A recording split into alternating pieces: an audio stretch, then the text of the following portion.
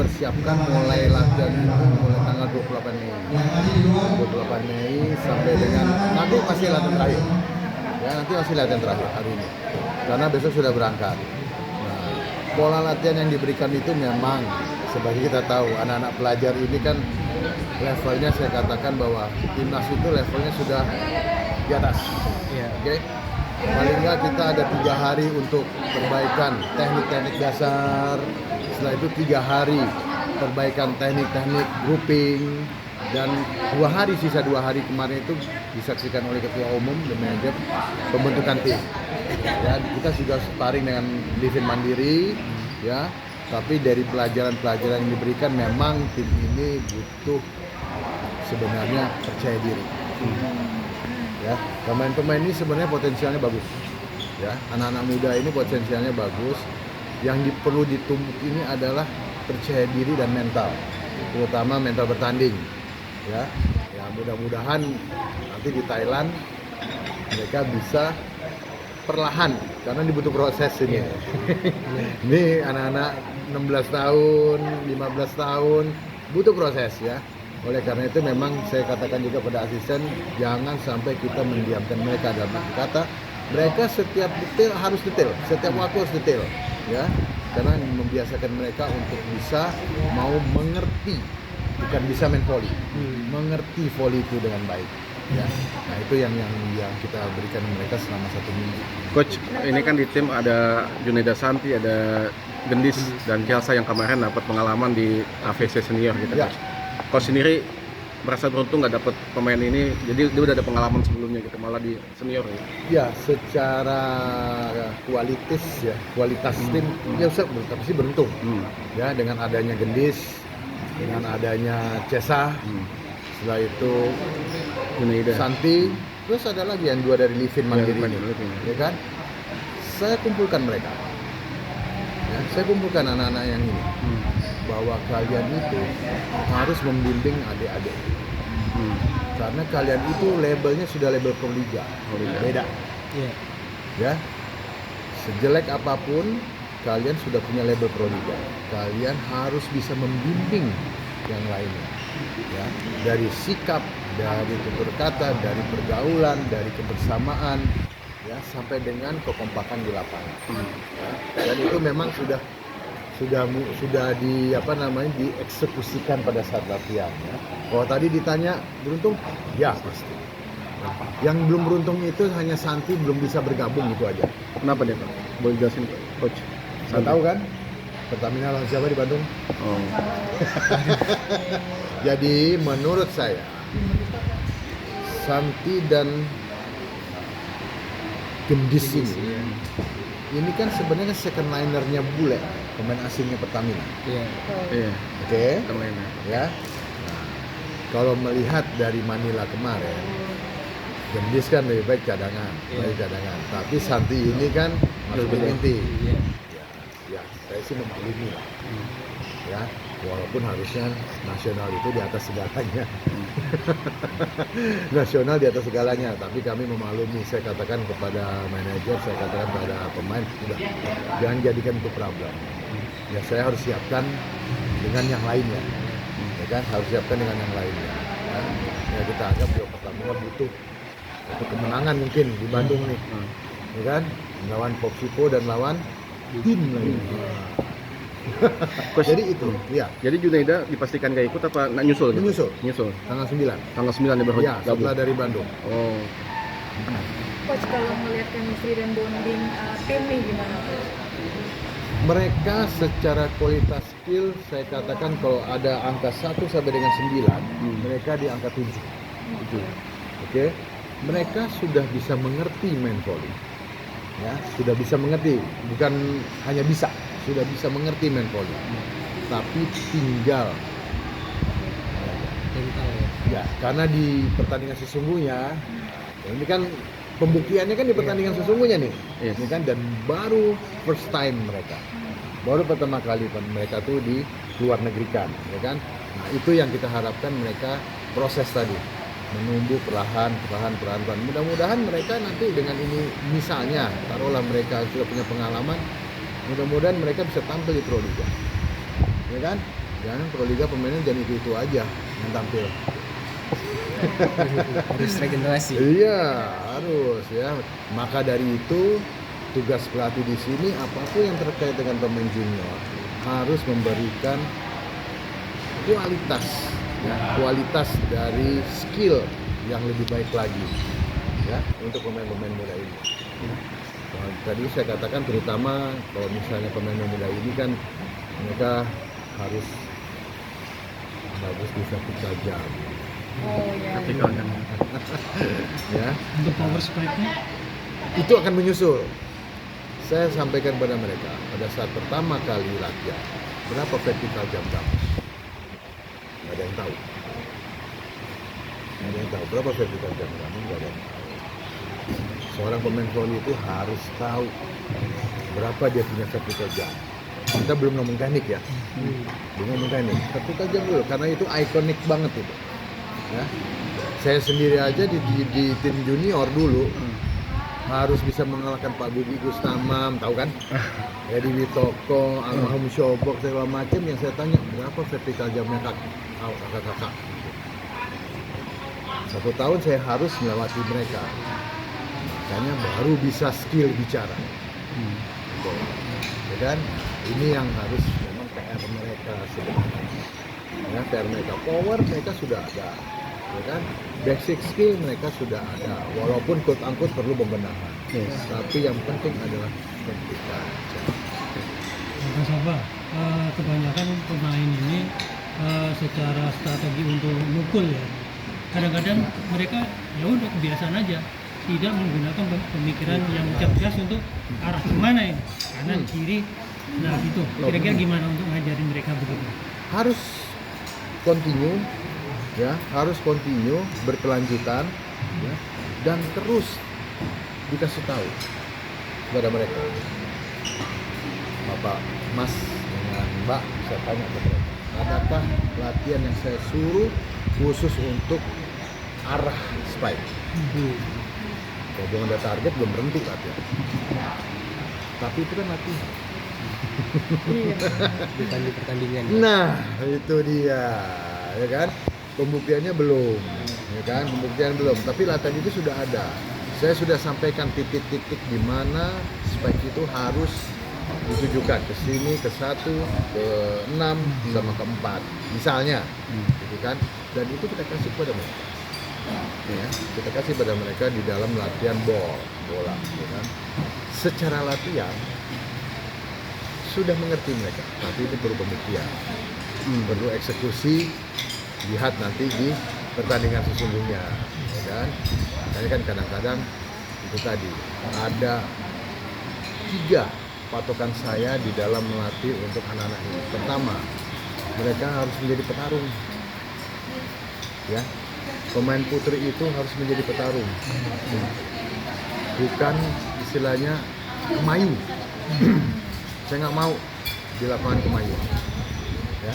Kedua harus smart di lapangan. Terus berkali-kali saya sampaikan mereka, ya, dalam posisi apapun, dimanapun kamu berada, dimana kamu posisi, smart. Dan yang ketiga harus konsisten. Jangan hari ini bagus, besok jelek, hari ini bagus, besok jelek, harus konsisten. 3 aja dulu itu dipahami dah, ya, untuk pemain putri. Karena sebenarnya saya tuh ingin putri itu bermain seperti putra, Iya. ya kan? Nah, saya ingin putri itu bermain seperti putra, ya. Tapi memang ada yang harus dibenahi di putri ini. 70% masih belum bagus. Bisa tebak apa? Apa? Konsisten. Bukan, skill. Skill. Apa? Bisa ditebak nggak? Kira-kira. Fisik. That's good. Bukan spike ya. saya bukan ini spike, ya. Ya. Tapi itu dia. Tanpa ada itu, nothing. Mau pola apa, mau strategi apa, segala macam, nothing. Itu saya katakan kepada pemain putri. Ya, receive. Karena ternyata listrik mereka itu 70% masih belum bagus. Nah, itu yang dikejar terus setiap pagi, kejar terus setiap pagi. Itu dia. Jadi bukan spike ya. Kalau spike mereka disuruh udah capek disuruh spike lagi kuat. Kuat gitu. Ini baru satu. Terus yang kedua, kira-kira apa? Yang paling menonjol yang harus dibenahi. Prinsip. Kan satu tadi. Oh. Yang kedua, Daya tahan. kan kekurangan di timnas, Servis. kan Apa itu? Oh, blok. kalau kita bicara blok berarti kita bicara vertical jump. Betul. Oke, coba lihat. Ada nggak datanya bloknya tim putri Indonesia setinggi apa sih? Rata.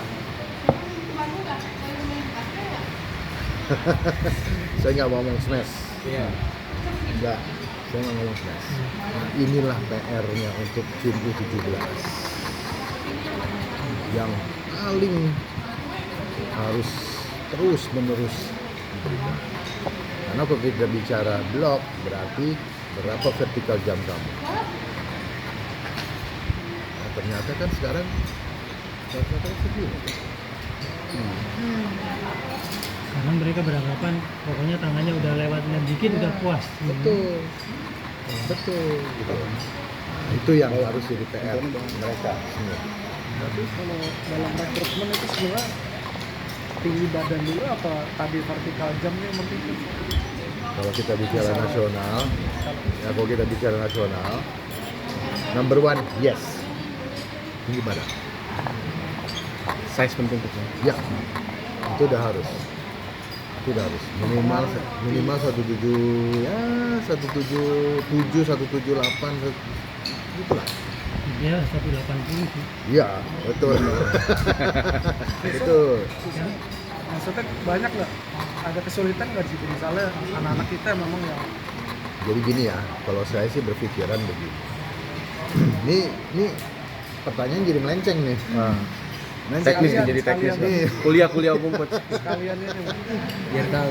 Ya kuliah ini ya. biar banyak handle. Oh gitu ya. Jadi pertama yang harus dilaksanakan adalah PBVSI harus memberikan sosialisasi kepada seluruh klub. Menurut saya, ya bahwa untuk misalnya X, tolong dicari yang tingginya pasti ya pada cari karena kebutuhan nasional. Yes. Oke. Terus yang kedua, begitu misalnya sudah dapat, pola apa yang harus diberikan? Kembali lagi sosialisasi ke pelatihan. Agar bukunya sama nih. Sorry, pelatih Indonesia itu idealisnya tinggi-tinggi. Itu aja. Kalau kita menganut nggak usah Jepang lah, Thailand aja. Thailand itu bukunya satu. Tapi pendistribusiannya diawasi karena mereka nggak klub ya, sekolah gitu. Nggak salah ya, Thailand sekolah nggak salah. Gitu kan? Tapi sama nih. Nah sekarang Indonesia harusnya begitu. Jadi pada saat kejurnas 17 misalnya, SMP, sudah nggak perlu ragu-ragu lagi, udah sama kok. Kompetisi klubnya udah sama. Tingginya sudah sama. Gitu. Ya. Harusnya yang ngomong Lodri nih yang kontak. Beat press. Nah, saya rasa Lodri sudah ngerti. Lodri sendiri dengan adanya anak-anak muda ini diterbangkan ke luar negeri, berarti menurut saya PBPSI keluar dari zona nyaman. Ya. Itu aja. Kenapa keluar dari zona nyaman? Mereka di dalam negeri nggak punya kesempatan. Ada kompetisi Nggak minim punya jam kesempatan berapa? mereka di dalam negeri. U17 bubar. Nah, terus dipakai di volley. Tim apalagi pakai Proliga, lebih nothing lagi. Aku takut pelatihnya. Angkut ya, karena kita dia udah tahu tujuannya, gitu loh.